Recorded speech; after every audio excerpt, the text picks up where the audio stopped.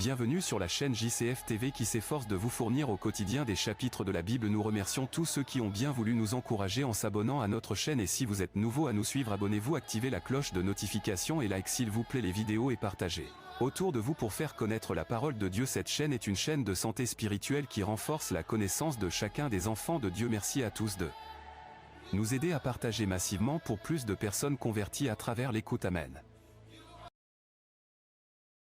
Le livre des Juges, chapitre 14.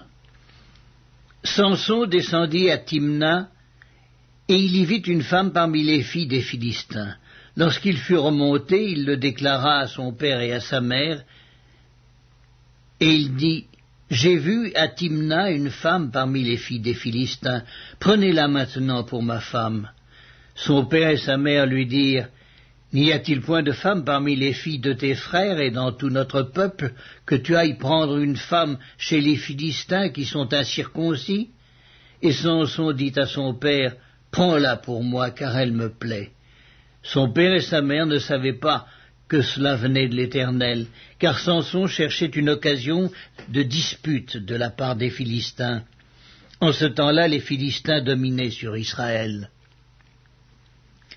Samson descendit avec son père et sa mère à Timna. Lorsqu'ils arrivèrent aux vignes de Timna, voici, un jeune lion rugissant vint à sa rencontre. L'Esprit de l'Éternel saisit Samson, et sans avoir rien à la main, Samson déchira le lion comme on déchire un chevreau.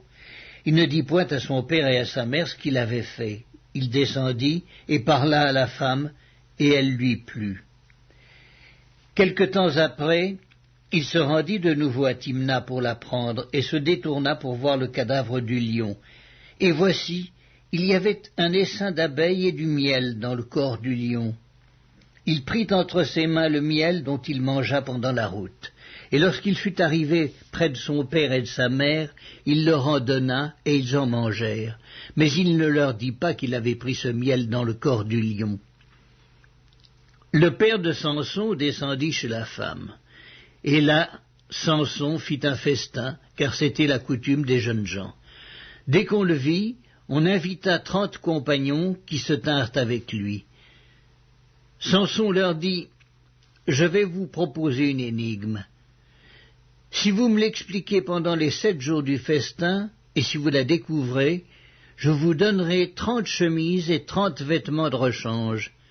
Mais si vous ne pouvez pas me l'expliquer, ce sera vous qui me donnerez 30 chemises et 30 vêtements de rechange. » Ils lui dirent, « Propose ton énigme, et nous l'écouterons. » Et il leur dit, « De celui qui mange est sorti ce qui se mange, et du fort est sorti le doux. » Pendant 3 jours, ils ne purent expliquer l'énigme.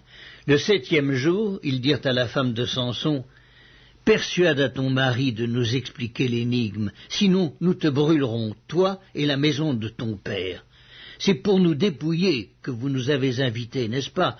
La femme de Samson pleurait auprès de lui et disait, « Tu n'as pour moi que de la haine, et tu ne m'aimes pas. Tu as proposé une énigme aux enfants de mon peuple, et tu ne me l'as point expliquée. » Et il lui répondait, « Je ne l'ai expliqué ni à mon père ni à ma mère. Est-ce à toi que je l'expliquerai ?» Elle pleura auprès de lui pendant les 7 jours que dura leur festin. Et le 7e jour, il la lui expliqua, car elle le tourmentait. Et elle donna l'explication de l'énigme aux enfants de son peuple. Les gens de la ville dirent à Samson le 7e jour avant le coucher du soleil, « Quoi de plus doux que le miel, et quoi de plus fort que le lion ?» Et il leur dit, « Si vous n'aviez pas labouré avec ma génisse, vous n'auriez pas découvert mon énigme. » L'Esprit de l'Éternel le saisit, et il descendit à Ascalon. Il y tua 30 hommes, prit leurs dépouilles, et donna les vêtements de rechange à ceux qui avaient expliqué l'énigme.